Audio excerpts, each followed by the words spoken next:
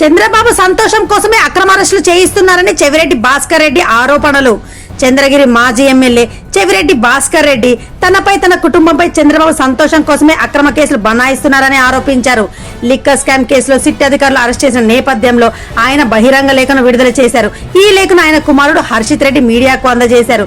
చెవిరెడ్డి లేఖలో ముఖ్యాంశాలుగా సిట్ పిలిస్తే వెంటనే వస్తానని, ఎప్పుడు పారిపోలేదని, నా ఫోన్ ఎప్పుడు ఆఫ్ చేయలేదని, ముందస్తు బెయిల్ ఎప్పుడు కోరలేదంటూ, ఇంతకాలం నాపై ఏ విచారణ లేదని, పేరు ఎక్కడా ప్రస్తావించలేదంటూ, ఇప్పుడు అకస్మాత్తుగా లుకౌట్ నోటీసులు జారీ చేయడం అన్యాయం అంటూ ఆయన పేర్కొన్నారు. ఇది రాజకీయ దురుద్దేశంకే కారణమంటూ ఆయన ఆరోపించారు. చంద్రబాబు మరోసారి ముఖ్యమంత్రిగా వచ్చాక తప్పుడు కేసులు వేస్తున్నారని ఆరోపించారు. తన కుమారుడు మోహిత్ రెడ్డిని కూడా లక్ష్యంగా చేసుకుంటున్నారని విమర్శించారు.